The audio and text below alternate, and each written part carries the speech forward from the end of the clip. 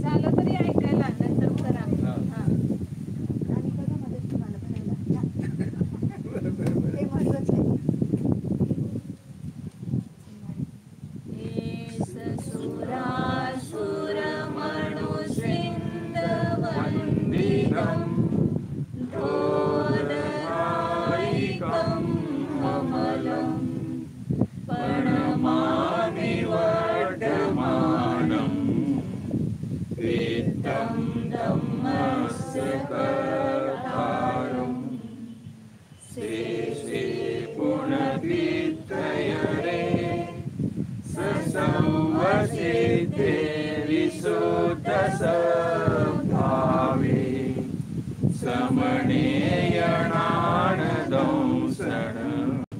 चरित तव विहायारे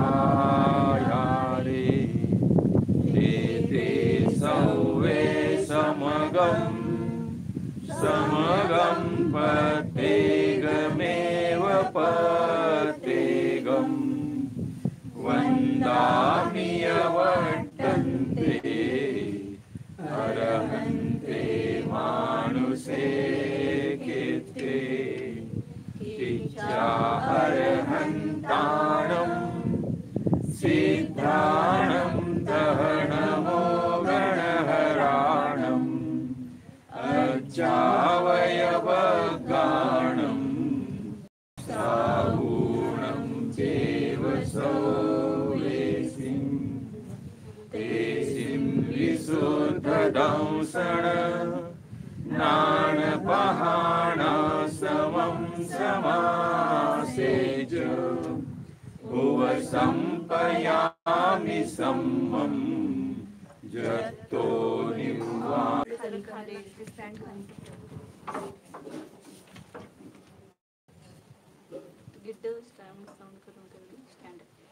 स्टँड खाली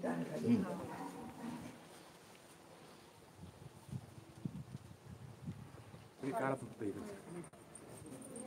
नाही नाही त्या साईडला त्या आत घ्या. सोडा तुम्ही.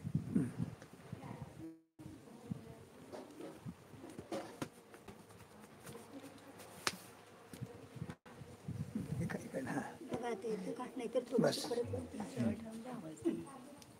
जय बोलो कलिकाल सर्वज्ञ आचार्य कुंद कुंद देव की जय बोलो आध्यात्म मूर्ति अमृतचंद्र आचार्य देव की जय बोलो परम पूज्य आचार्य जयसेन देव की जय बोलो चारित्र चक्रवर्ती आचार्य शांति सागर जी महाराज की जय बोलो परम प्रातस्मरणीय गुरुदेव समंत भद्रमणि महाराज की जय बोलो आचार्य प्रवर 160 से परिणत जो आर्यंत भगवान है उनके गुणों का स्तवन किया, क्योंकि जो गुण है वो जिसमें पाए जाते हैं ऐसे गुणी का स्तवन करने से गुणों की प्रतीति होती है, ये बताया था। अब आगे और दूसरी गाथा में सिद्धों को नमस्कार करते हैं। सिद्धा अवस्थायां गुण स्तवन रूपेण नमस्कारं कुर्वन्ति। अब उसी भगवान के सर्वज्ञ भगवान के सिद्ध अवस्था में गुणस्तवन रूप से नमस्कार करते हैं। सर्वज्ञ आर्यंत भी है और सिद्ध भी है। तो सर्वज्ञ का है आर्यंत अवस्था में वर्णन किया, अब सिद्ध अवस्था में उनके गुणस्तुति रूप से उनका नमस्कार करते हैं। तम गुण दो अधिगदरम अविच्छिदम मणवदेव परिभावम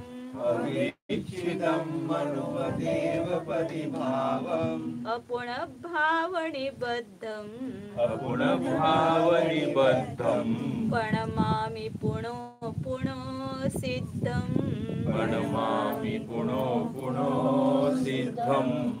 तं गुणदो अधिगदरम् अविच्छिदं मनोवदेव परिभावम् अपुनर्भावनिबद्धं प्रणमामि पुनो पुनो सिद्धम्।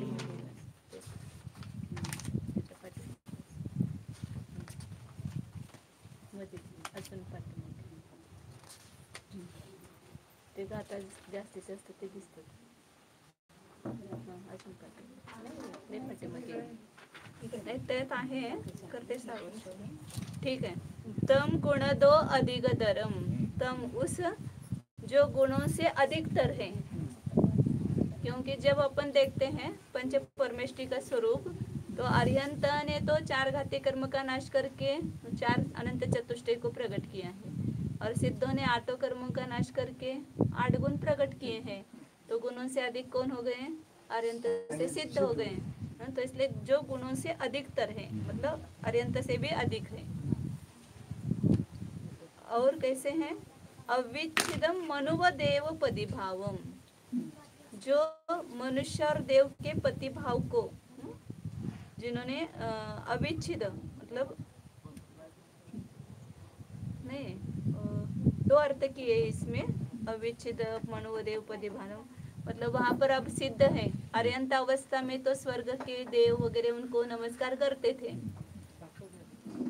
सब आते थे ना. लेकिन अब सिद्धों के पास कौन जाता है? मनुष्येंद्र, देवेंद्र, कोई भी उनके पास नहीं जाता है ना. तो इसलिए उससे रहित है. मनुष्य देव भाव से, मनुष्य के पति भाव या देव के पति भाव से रहित है. अविच्छित मतलब विच्छित हो गई है उनकी. या दूसरा भी अर्थ इसका ऐसा हो सकता है कि भले वहां पर मनुष्येंद्र और मतलब उनके पति भाव से रहित है, मतलब वो नहीं मानते, ऐसा अर्थ होता है क्या उसका? वो अर्थ नहीं लेना. मतलब देवेंद्र और मनुष्येंद्र जो है उनके पति नहीं है ऐसा कहा तो भी वहां पर उससे अतिक्रांत हुए. मतलब यहाँ पर रहित का अर्थ अतिक्रांत लेना. मतलब पहले अरिहंत अवस्था में तो ये देवेंद्र सुरेंद्र उनके स्वामी मान करके उनके पास आते थे, लेकिन अब उससे भी वे अतिक्रांत हुए हैं. मतलब हाँ, देवेंद्र मनुष्येंद्र सिद्धों को तो पूज्य मानते ही है, स्तुति योग्य मानते हैं, लेकिन उनके पास वो नहीं जा सकते हैं. इस अपेक्षा से उनको पतिभाव से रहित है ऐसा कहा. मतलब उल्टा अर्थ नहीं लेना कि उनको नमस्कार नहीं करते ऐसा.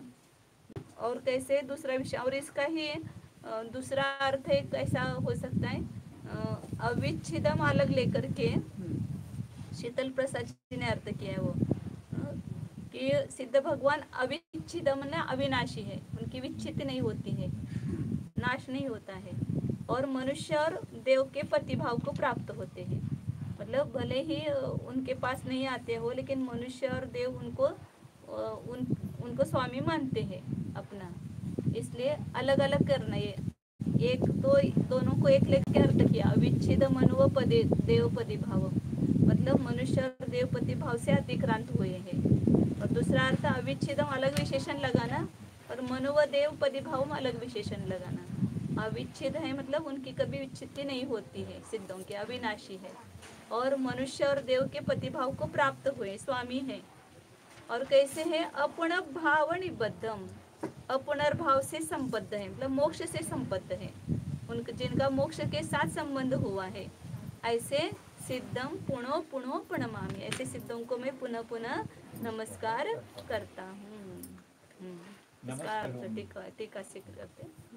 नमस्करोमि पुनः पुनः त्वं परमागम प्रसिद्धं सिद्धं कथं भूतं अव्याबाद अनंत सुखादि गुणैः अधिकतरम समाधिकतर गुणम सम अधिकतर गुणम. मैं पुनः पुनः नमस्कार करता हूँ किनको? जो परमागम में प्रसिद्ध है से सिद्ध, मतलब सिद्ध तो अपने को दिखाई देते नहीं प्रत्यक्ष से, अरिहंत तो चतुर्थ काल में अगर प्रत्यक्ष से दिखाई देते थे, लेकिन सिद्धों का स्वरूप हम परमागम से ही जानते हैं. इसलिए वे परमागम प्रसिद्ध, ऐसे सिद्ध. कैसे है वे?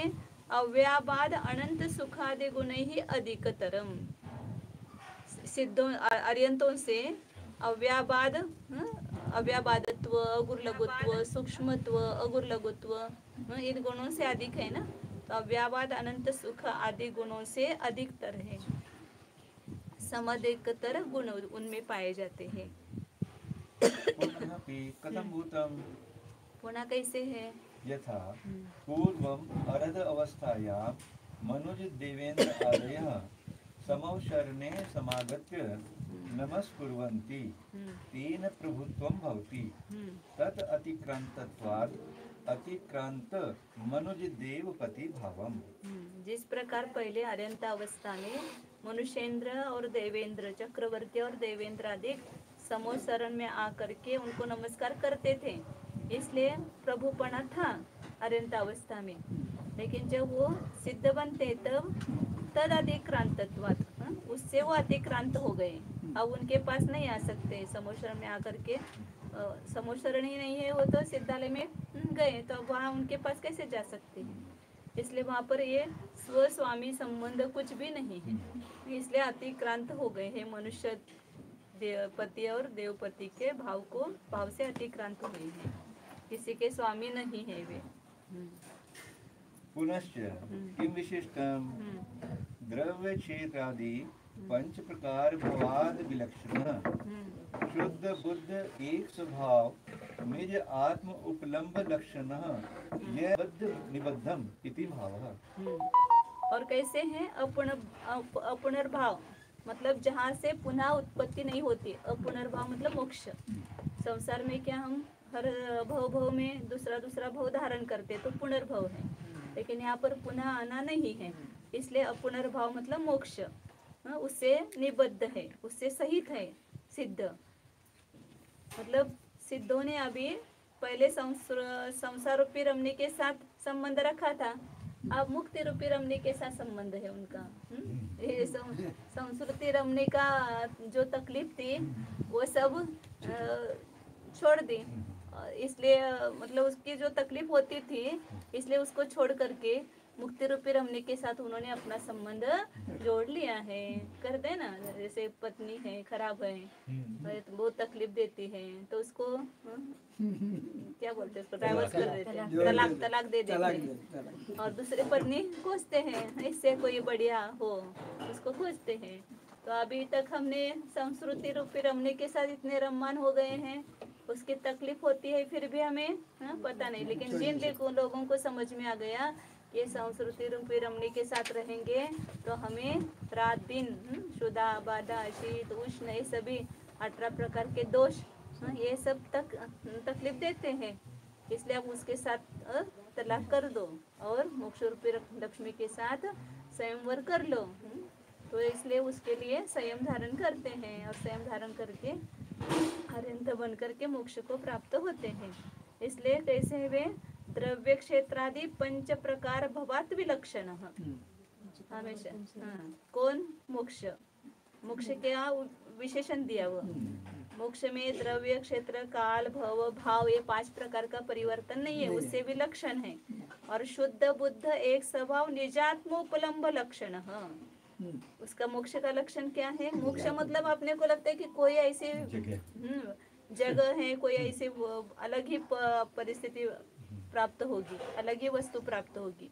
वहाँ तो वास्तविक अभी जो इस देह देवालय में शुद्ध चैतन्य स्वरूप आत्मा है वो वहाँ पर इन सबका संबंध छोड़ करके एक अकेला रह जाता है, उसको ही मोक्ष कहते हैं।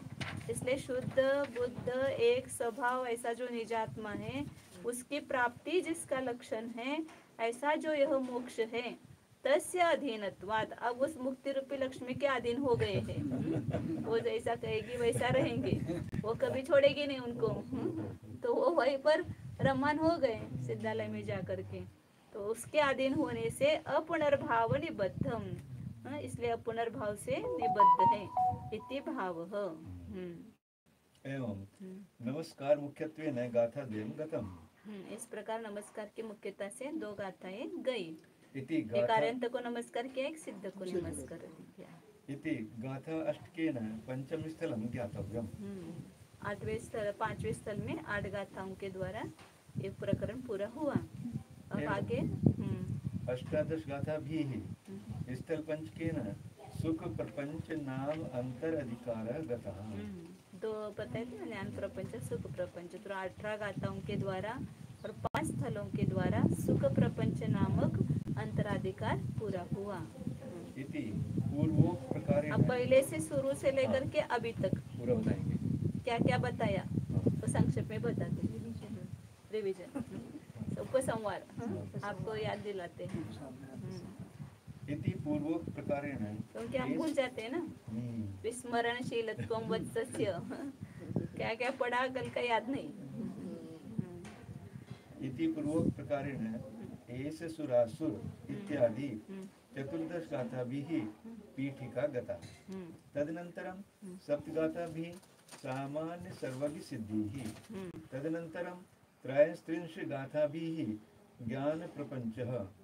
तदनन्तरं अष्टादश गाथाभिः सुख प्रपंचः इति समुदायेन द्वासप्तति गाथाभिः अंतर अधिकार चतुष्टयेन शुद्धोपयोग अधिकार समाप्त।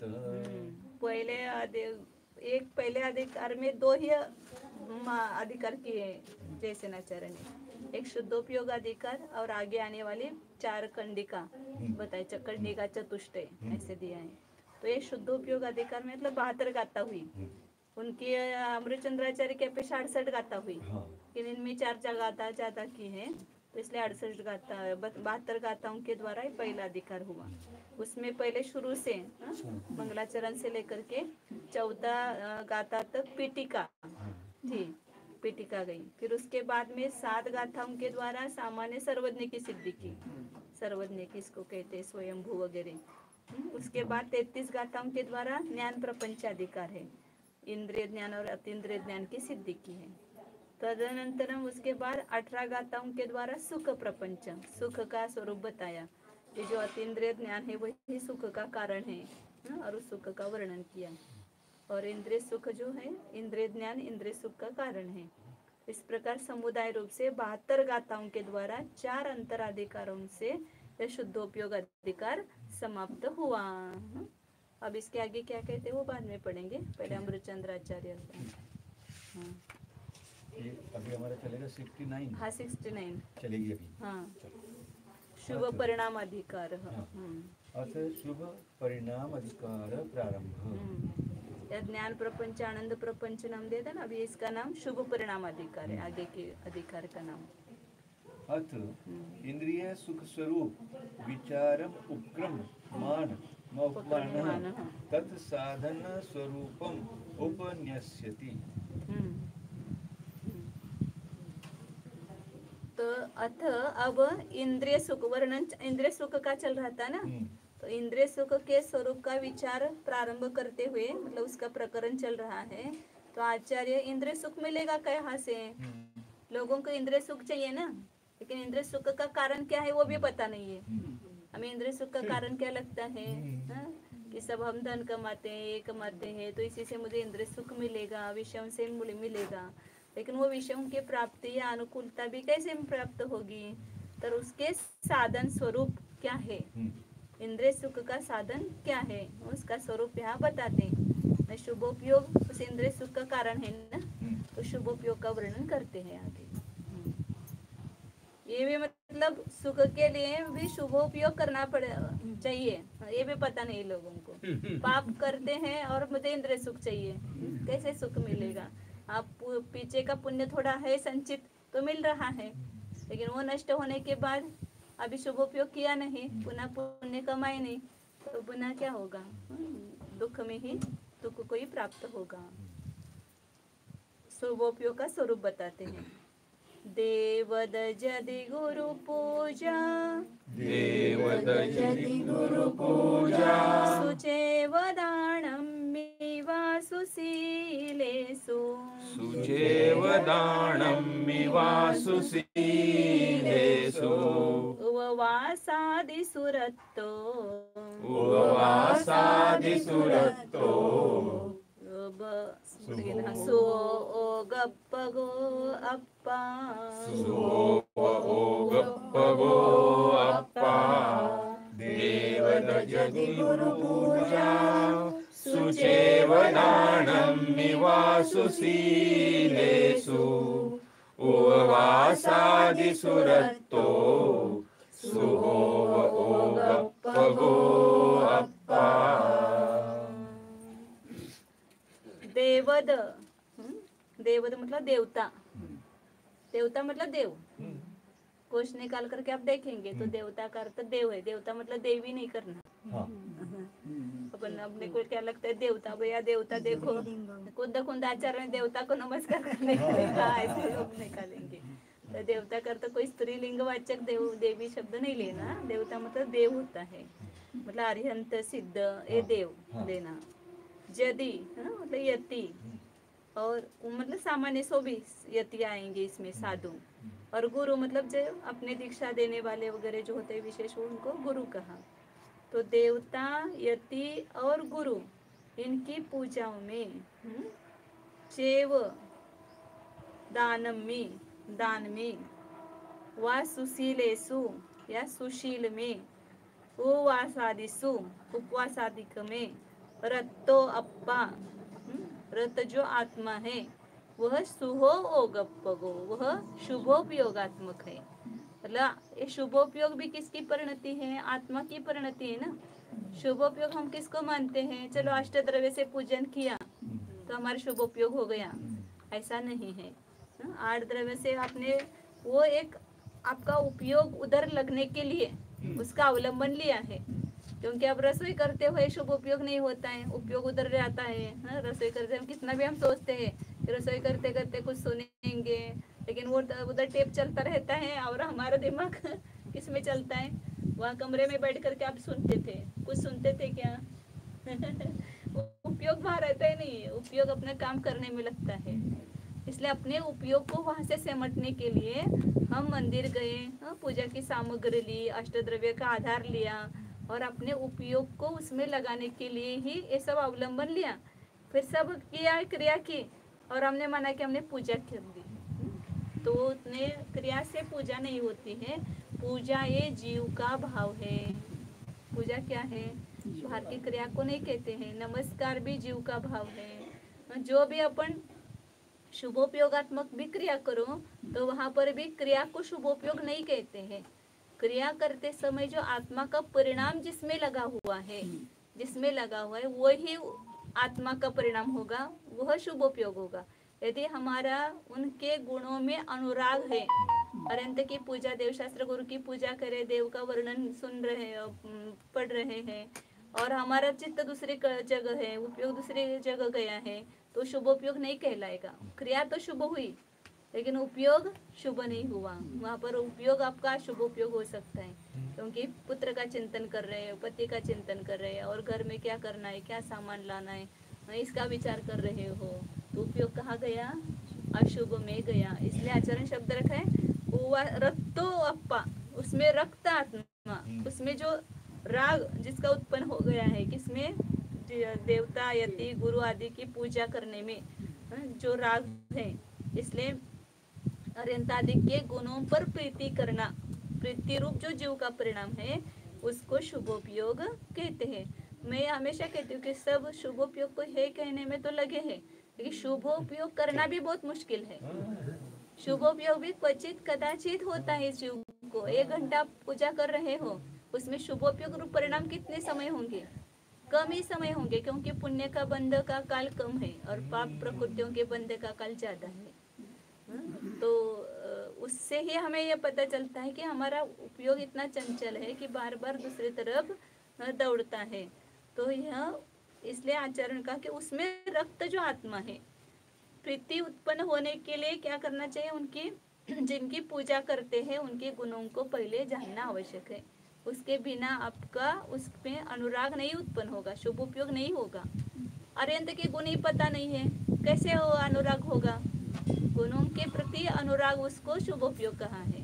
प्रीति उसको शुभोपयोग है, उसको ही पूजा का भाव पूजा कहा है। ये तो द्रव्य पूजा हुई, अष्टद्रव्य लेकर के हमने जो पूजन की वह, तो भगवान के कितने दोषों से रहित है। विलौकिक में देखते ना, कोई एक व्यक्ति अपने को अच्छा लगता है तो उसके गुण जब उस देखते हैं तभी वो अच्छा लगता है ना। देखो ये आदमी बहुत है, अभी डॉक्टर साहब आए, तुरंत महाराज ने कहा क्या डॉक्टर साहब बहुत मतलब सेवा भावी है, तो उनके गुण है तो उनकी महिमा ही ना। नहीं, उनके वो गुण देखा तो उनकी महिमा आती है। हाँ, बहुत सेवा एक गुण है, सामान्य लौकिक में देखते हैं तो जब भी किसी व्यक्ति के गुणों के प्रति गुणों का ज्ञान होता है तभी उसके प्रति आदर भाव उत्पन्न होता है और तभी हमारा सच्ची पूजा होती है। और पूजा भी किसके लिए करते, कल भी बताया था कि अपने लिए पूजा करना है, उनके लिए पूजा नहीं है, भगवान के लिए पूजा है नहीं। हमारा उपयोग अच्छा हो जाना चाहिए, इसलिए हम उनकी पूजा कर रहे हैं। वो तो अपने आत्म स्वरूप में बैठे हुए हैं। सकल ज्ञेय न्याय तदपि निज आनंद रस लीन, अपने आनंद रस में लीन है। उनको क्या करना है हमारी पूजा से? उनकी पूजा हमारे परिणामों की विशुद्धि का कारण है, इसलिए हम उसका अवलंबन लेकर के उनके गुणों की स्तुति करते हैं, उनकी पूजा करते हैं। और जो अपने लिए करता है उसकी वो सच्ची पूजा होती है, भक्ति होती है। जो दूसरों के लिए करता है, आप लोग बैठे आपके लिए आपको सुनाना है, इसलिए विधान आपको सुनाना है, तो वो अच्छा नहीं होगा विधान। जो अपने लिए करेगा वो मन लगा करके करेगा। नहीं तो पैसे लेकर के करने वाले, धंधा करने वाले हैं तो बहुत कराते हैं विधान, तो उसमें इतना भाव नहीं आता है। और जो अपने लिए करता है तो उसमें वो भाव आता है। एक बार ऐसा हुआ था कि अकबर बादशाह, उनके दरबार में एक तानसेन नाम का गायक था। वो बहुत गाना गाता था, रोज उनको गाना सुना करके उनको खुश, राजा लोगों को ही रहता है ना कि जो मनोरंजन करने के लिए सब रखते हैं, ऐसे विद्वान भी रखते हैं, ऐसे गायक भी रखते हैं, नृत्य करने वाले भी रखते हैं अपने दरबार में। तो वो तानसेन उनको गाना गा करके बहुत खुश करता था। उसका गाना सुन करके बहुत खुश होते थे बादशाह। फिर एक दिन बादशाह को विचार आया, क्या तानसेन तुमसे भी अच्छा कोई गाता है क्या? ऐसा उन्होंने पूछा उसको, तानसेन को। तो बोले कि हाँ। बोले कि कौन है ऐसा? बोले कि मेरे गुरु है कि जो मुझसे भी अच्छा गाते हैं, तो मुझे सुनना है आपके गुरु का। तो बुला उनको। बोले नहीं आते, वो तो जंगल में रहते हैं और वो किसी के यहाँ नहीं आते गाना गाने के लिए। तो ठीक है, हम जाएंगे उनके पास सुनने के लिए। तो बादशाह उसको लेकर के जंगल में पहुंच जाता है। सुबह का टाइम रहता है, सुबह 6-7 बजे, और वो अपने परमात्मा की भक्ति में लीन थे और ऐसे सुंदर गाना गा रहे थे। वहीं पर बैठ करके उन्होंने सब गाना सुना, बादशाह और उसने। तो इतना तल्लीन हो करके वो गा रहे थे। पूरा सुनने के बाद बोले कि तानसेन कितना अच्छा गाते हैं आपके गुरु, आप क्यों नहीं गा सकते ऐसे उनके जैसा? तो बोले कि नहीं गा सकता हूँ मैं। क्यों नहीं गा सकते हो? बोले कि वे अपने लिए गाते हैं, मैं आपके लिए गाता हूँ। इतना अंतर है।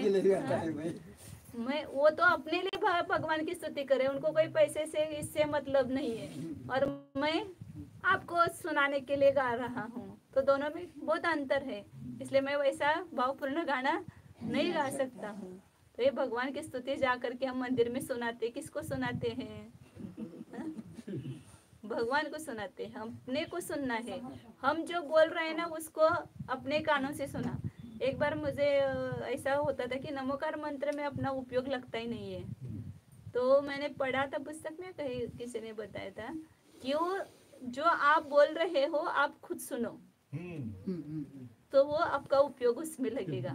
ऐसे किसी मानसिक तत्वज्ञान ने बताया था कि जो अभी नमोकार मंत्र वो तो किसको सुनाते हम तो सुनते ही नहीं कान से। अपन जो बोल रहे हैं अपन खुद सुनते ही नहीं कान से, तो इसलिए अपने ऊपर उसका परिणाम नहीं होता है।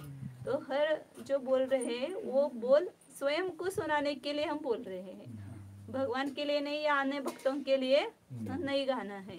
तो इसलिए एकांत में जो है एक अकेला ऐसा झूम करके उस भक्ति करता है ना, वो सच्ची भक्ति होती है।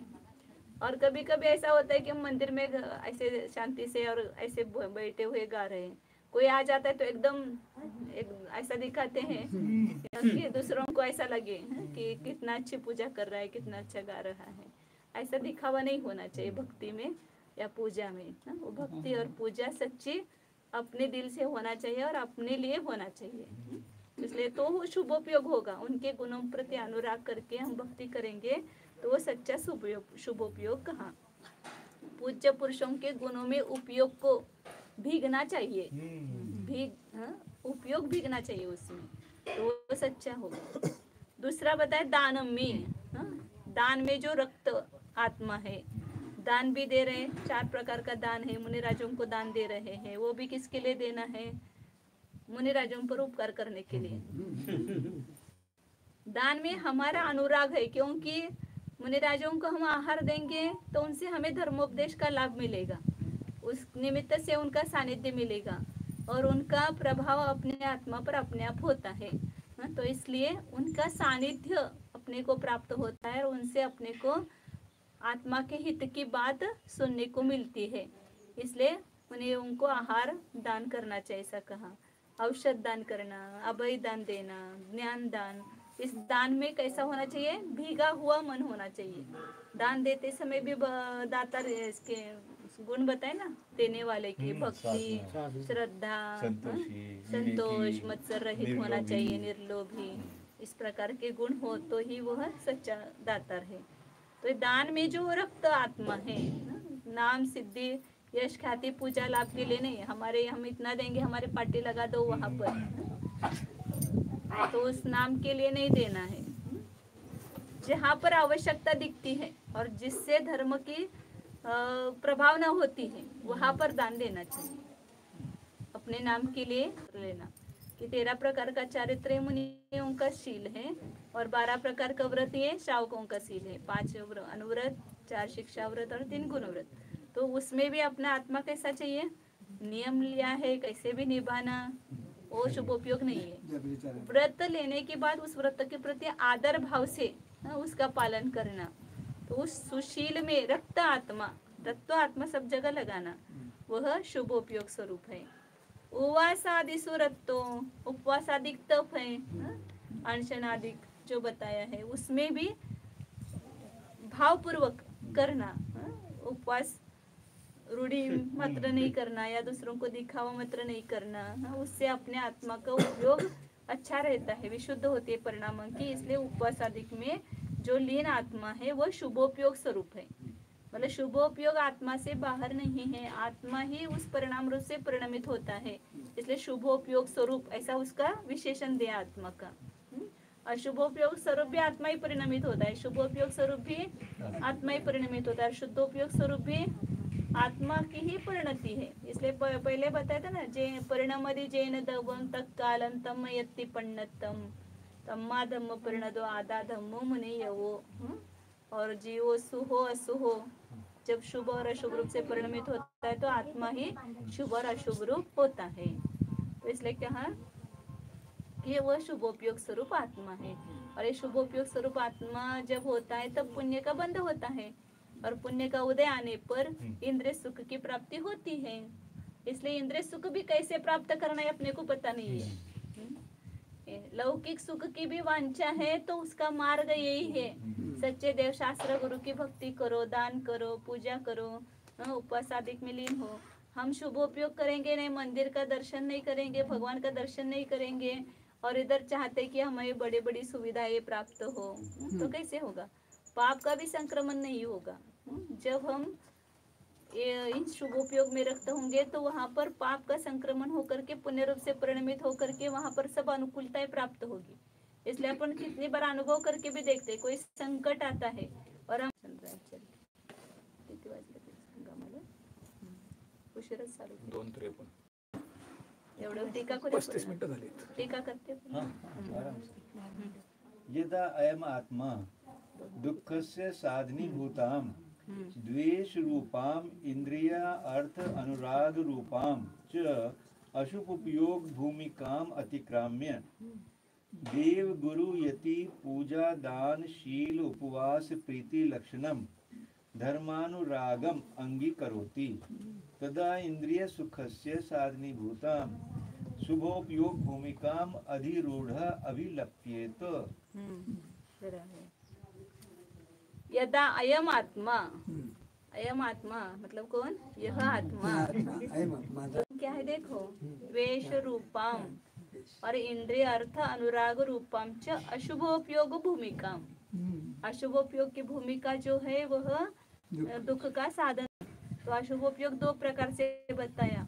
जो द्वेष है पूरा अशुभोपयोग ही है, इसी के प्रति भी द्वेष है तो वह शुभोपयोग नहीं है, वह अशुभोपयोग ही है। और इंद्रियों के विषय संबंधी अनुराग, राग और द्वेष 2 है ना मुख्य चारित्र होने में। तो द्वेष पूरा अशुभ उपयोग स्वरूप है और उसमें जो इंद्रिय विषयों के प्रति अनुराग है वो अशुभ उपयोग स्वरूप है।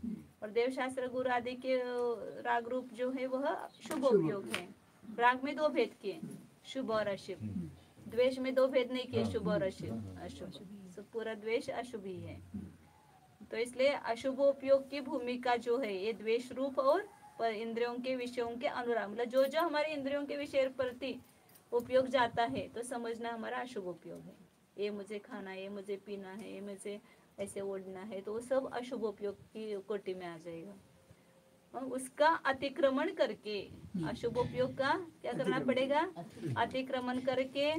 आप जैसे रास्ते से जा रहे थे, रास्ते का अतिक्रमण करके कहाँ आए? आंगन में आए। फिर आंगन का अतिक्रमण करके कहाँ जाएंगे? घर में जाएंगे। तो इसी प्रकार यहाँ अशुभ उपयोग का अतिक्रमण करके शुभ उपयोग में आएंगे और शुभ उपयोग का अतिक्रमण करके शुद्ध उपयोग में जाएंगे। इसलिए पहले लेकिन एकदम अशुभ उपयोग से मैं आंगन में जाऊंगा ही नहीं, डायरेक्ट घर में जाऊंगा, ऐसा कोई विमान लाना पड़ेगा जाने के लिए। तो ऐसा कोई विमान नहीं है कि एकदम अशुभ उपयोग में से जंप लगाओ और शुद्ध उपयोग हो जाए। शुभोपयोग की भूमिका में आना ही पड़ेगा। जमीन मुर्दू हुए बिना उसमें बीज नहीं बोया जाता है। जो कंकड़ पत्थर है और वो जमीन हार्ड है तो उसमें बीज डालेंगे तो कैसे उगेगी? उस मिट्टी को गीला करना पड़ेगा ना, नरम करना पड़ेगा, तभी वो बीज उसमें बोएंगे तो उगेंगे। तो इसलिए कहते हैं कि अशुभोपयोग भूमिका का अतिक्रमण करके जब यह देव गुरु यतियों की पूजा, देव गुरु यतियों की पूजा, दान, शील, उपवास, ये सब भी खुलासा किया था। उपवास मतलब चारों प्रकार के आहार का त्याग, उसको उपवास कहते हैं। तो हिंदू जैसे उपवास नहीं करना। आज पानी पिया, दूध लिया, हमारा उपवास है। तो दूध पानी लिया तो उपवास कहते हैं क्या उसको? खाली पानी पिया तो भी नहीं, सारे दिन फलारी चलती है। नहीं वो तो उनको चलता है, लेकिन वो उनका अनुकरण करके हम दूध पानी लेते तो बोलते हैं हमारा उपवास है। तो वो खाते हैं। उनका बराबर है, वो तो ऐसा करते ही है, लेकिन हम अपने को भी नहीं चलता। यहाँ पर एक आसन वगैरह करते हैं ना, तो वहाँ पर दूध पानी लिया हमने तो उपवास किया ऐसा बोलते हैं। तो वो नहीं होना चाहिए ऐसा।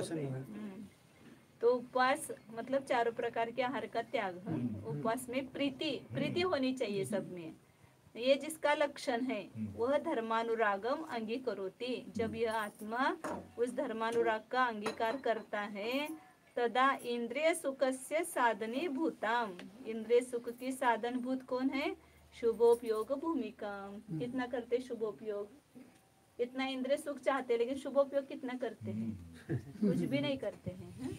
तो शुभोपयोग में ही नहीं आएंगे तो शुद्धोपयोग में कैसे जाएंगे? तो शुभोपयोग की भूमिका पर जो अधिरूढ़ अभिलप्येत, यदि वह धर्मानुराग को स्वीकार करता है तब इंद्रिय सुख के साधन भूत शुभोपयोग की भूमिका पर आरूढ़ होकर के अधिरूढ़ अभिलप्येत, अधिरूढ़ ऐसा कहा जाता है। मतलब वो शुभोपयोगी आत्मा है, वो शुभोपयोग करता है। इस प्रकार यहाँ ये बताया। ध्यान देते क्या?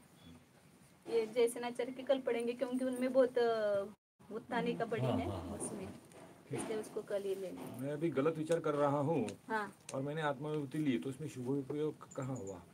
क्या क्या गलत विचार? समझो मैं कुछ गलत विचार कर रहा हूँ हाँ। और मैंने आत्मानुभूति ली उसके बाद। ऐसे कैसे होते हैं? वही बोल रहा हूँ। ऐसा होता है क्या? ऐसा होता है। वो कितना शुभोपयोग करने के बाद भी कभी क्वचित एकाध क्षण के लिए शुद्धोपयोग होता है निचली भूमिका में। तो ऐसे बार बार शुद्ध उपयोग नहीं होता। ये तो हमारे चिंतन वगैरह है आत्मा का, वो शुभोपयोग के कोटि में ही आएगा।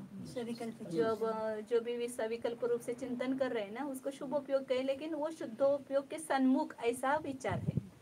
इसलिए शुद्धोपयोग के सन्मुख ऐसा शुभोपयोग है। अशुभ और शुद्ध दोनों एंड है। वो कैसे? अशुभोपयोग के बाद भी शुद्धोपयोग नहीं आएगा और शुद्धोपयोग के बाद भी अशुभोपयोग नहीं आएगा। शुद्धोपयोग के पहले भी शुभोपयोग आएगा और शुद्धोपयोग के बाद भी शुभोपयोग आएगा। शुद्धोपयोग से भी एकदम डायरेक्ट अशुभोपयोग में नहीं जा सकते। बीच वाला शुभोपयोग अपने ध्यान में नहीं आएगा। हाँ। वो छोटा इतना सूक्ष्म है। नहीं, शुद्धोपयोग अपने ज्यादा देर नहीं लेता है। बीच में जो उन्होंने बोला कि मैं गलत विचार कर रहा हूँ हाँ। और बाद में आत्मा में गया, लेकिन वो बीच वाला शुभोपयोग अपने को कहाँ ध्यान में आएगा? हाँ। और उस शुद्धोपयोग को भी सविकल्प ही कहेंगे। देखो निर्विकल्प वाला यहाँ पे नहीं थोड़ा कहेंगे। फर्क आएगा आपकी बात में। जब अशुभ से हम शुद्ध में जा रहे हैं तो बीच का शुभ तो हमको आएगा ही आएगा, और शुभोपयोग आएगा कोटि में, आएगा ही आएगा, पकड़ में नहीं आता है। तो आएगा पकड़ में, आता है दो उपयोग पकड़ नहीं में। पकड़ में आएगा। हाँ, अच्छा, शुभोपयोग तो पकड़ में आएगा कि अब मैं इससे छूटा, चलो इतना पहुंच गया, अब मैं जाता हूँ तुम्हें अंदर, और वो क्षणिक जाओगे फिर शुभोपयोग में आ जाओगे। हाँ, चलो ध्यान।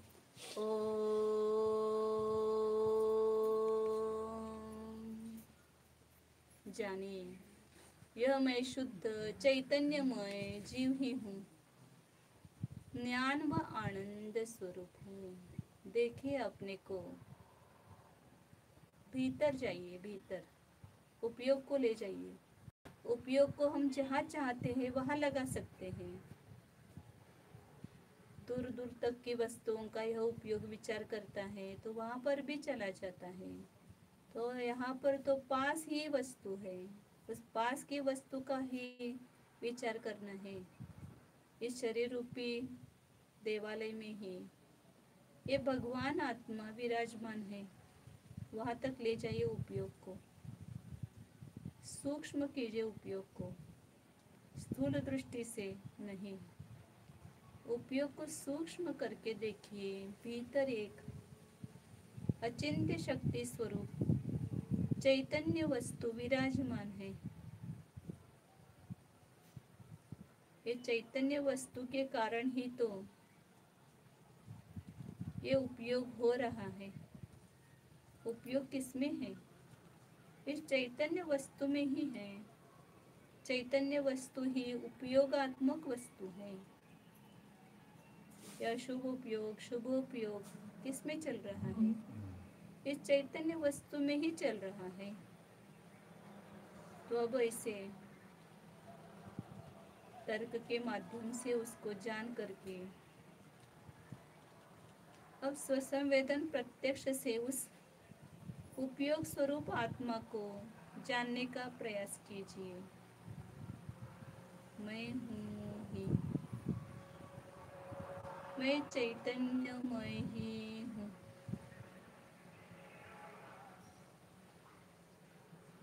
उपयोग को लीन करने का पुरुषार्थ कीजिए। अन्य कुछ विषय नहीं देना है उपयोग के लिए, केवल निज आत्मा, यह टंकोत्कीर्ण न्यायक आत्मा, वही उपयोग में, मेरे उपयोग में रहे।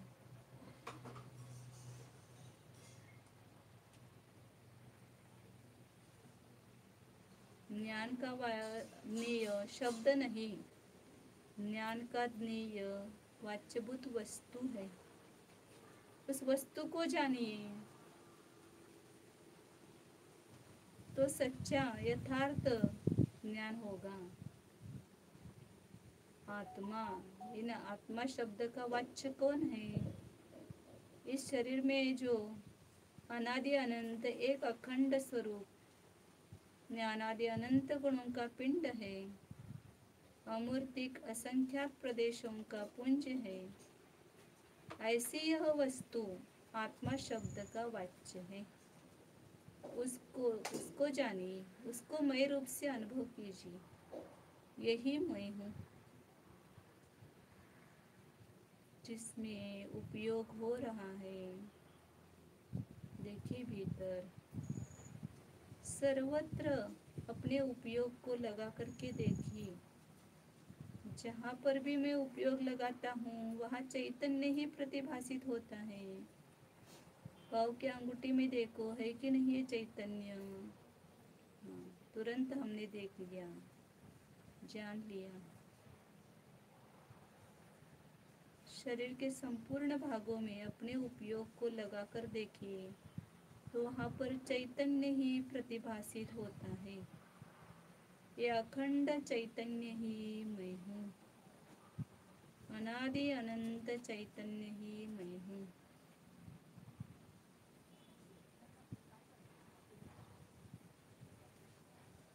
शुद्ध चिद्रूप स्वरूपो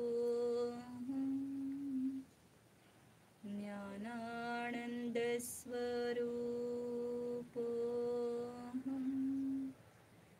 टंकोत्कीर्ण न्यायक स्वरूपो निसंग स्वरूपो उपयोग स्वरूपो शुद्धोऽहम् एकोऽहम् ध्रुवोऽहम्